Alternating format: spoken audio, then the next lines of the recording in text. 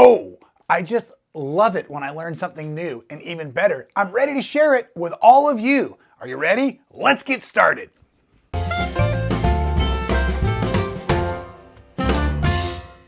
Well, welcome back everybody to another fantastic tutorial. My name is Rob Appell right here at Stitchin Heaven in Quitman, Texas.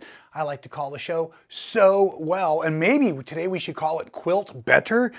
Folks, I learned a trick, and this is one of the benefits of hanging out at retreats with quilters, because I really believe we can all learn something from each other. And this is a method for getting the perfect 1/4 inch every time on your machine, setting up yourself. And the lesson, as I have been told, is credited way back to Debbie Caffrey. So Debbie Caffrey, thank you very much for making sure that all of your students did this in your workshops, because apparently it has really stuck, at least with these two gals. And it's a terrific way. Like I said, we're just going to use a little bit of scrap fabric and measure and make sure that we're getting exactly our personal 1/4 inches on our sewing machine, because that is so important, especially if we're going to be working with triangles or anything that forms points. We don't want our tips to go missing too much in quilting. Again, everyone has their own level of precision, and I'm about middle of the road when it comes right down to it. But I do know that a lot of us are struggling, or, well, anyways, let me show you this. So now often I have used things like this diagonal seam tape, as you see here on the machine. It's even a bit worn out. It works fantastic. It marks directly your straight red line to your needle. It also marks a 1/4 inch on both sides. I use this all the time when I'm doing half square triangles, and I've even marked my table that goes on the machine here with the tape as well, so that when I slide it on like this, I can use it for the bigger half square triangles and everything, and it works fantastic by having my markings there.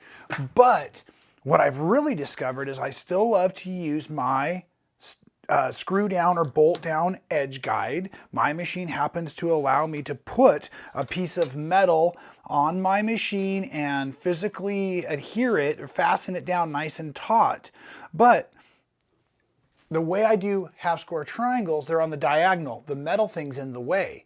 But then the rest of the projects, I usually like to make sure that I'm locked back in. So what I've learned from the gals at the retreat that learned it from Debbie Caffrey, right, is that what we're going to do is we're going to make 3 strips at 1.5 inches. We're going to sew them and calibrate our machine so that we know either where we would put something like our diagonal seam tape, our edge guide, or a combination of the both. I've learned now that I've marked my machine with this, which allows me to put the metal right where I need it on and off with ease, and pretty dang accurate as well. So at any rate, I guess as I was thinking and listening to the gals at the retreat as they were telling me, I was thinking, you know, we all have our own ways of cutting and all of this as well. So really, maybe it's a way of ensuring that our entire setup, including a warm iron, is ready for a perfect 1/4 inch, so that we're ready for good, accurate quilt making. So yes, we're going to use some scraps. What is this? Maybe 3 inches long or so, 4.5 inches. Not that it matters, but probably more than 2.5 would be good.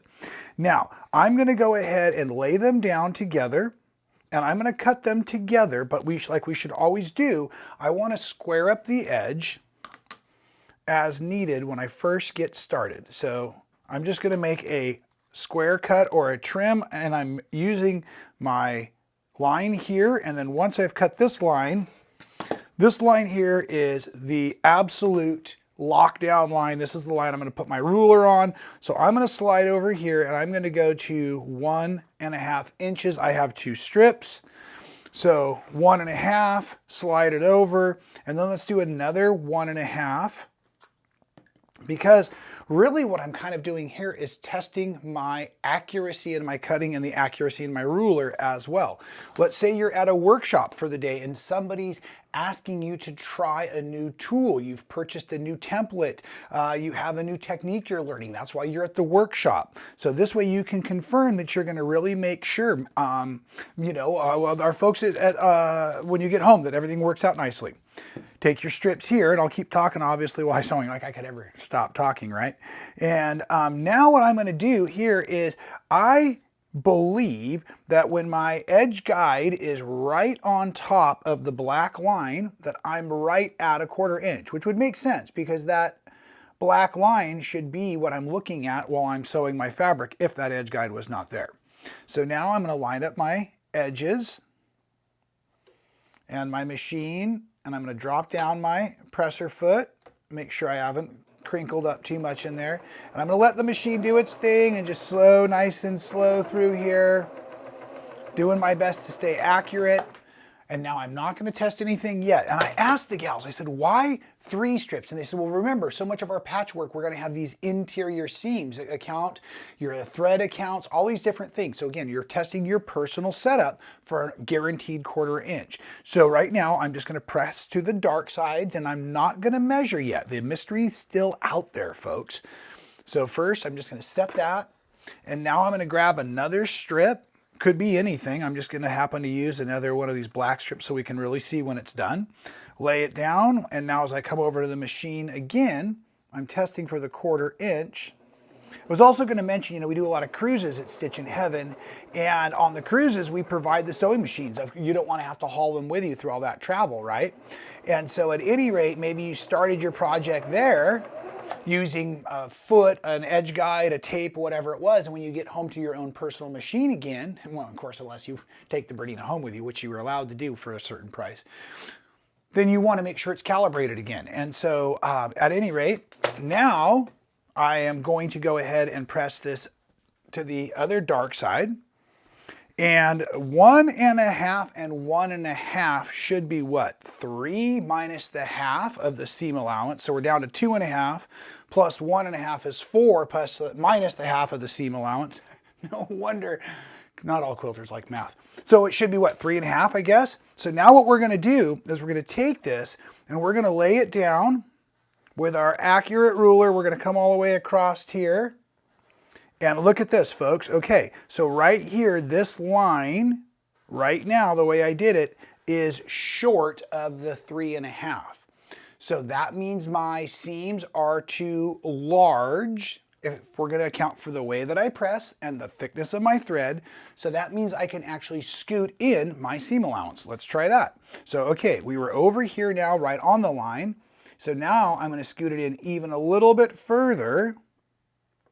It won't take much because remember, it's going to get doubled. Whatever the adjustment was off, it's going to get doubled. Now I'm nervous.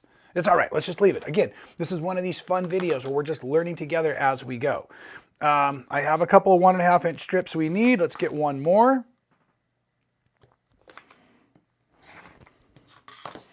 Okay. Now we're just going to sew these two together.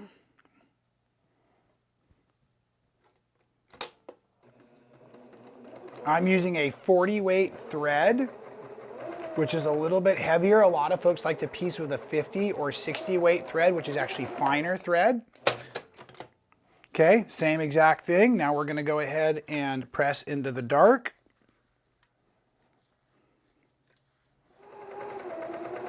All right, Debbie Caffrey, I hope you're watching today's video. And I hope this works. I feel like I over-cheated that time when I scooted it over. I don't think I did great science because I moved it all over the place. But here we go. I'm nervous, but I'm excited. It totally makes sense why we would do this. It totally makes sense. And why after 20 years of quilt making I haven't, I don't know. All right, here we go. Drum roll, please. All right. Okay, I did. I overcompensated. Look at that. Wild, what a difference it makes. Let's try one more time. So now, this time I'm just going to take it and I'm going to back it up just a scooch. So I'm just over the black line a little bit. Okay, let's cut some fresh strips here.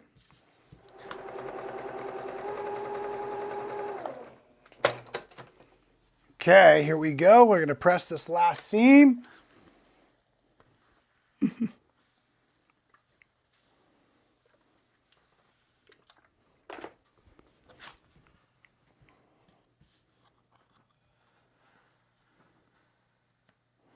Oh, yeah, spot on. exactly where we want it. And like I said, if you come back to over here, you can notice that it's all but on the edge. But now I know that I need to cover the line completely with the metal if I want it to be a perfect 1/4-inch seam each and every time. Now, again, remember, part of that had to do with the way that I press, part of it had to do with the thickness of my thread, but it's all now been accounted for. So, Debbie, I hope I made you proud in teaching what you have taught so many other folks out there. I think this is amazing, and we're all looking for ways that we can help improve our own and share with others ways to improve their quilting. So at any rate, folks, you know, we've got a whole series of videos out there kind of beginning quilting with Rob. I would love to know what you would still love to know. So drop it in the comments below. Let me know what you think of today's lesson-based video, and let me know if you've actually ever done this before and tried it before, and what you think of this way to get the perfect 1/4-inch seam allowance. Make sure you're subscribed, smash that like button, and we will see you next time. Until then, please stay well.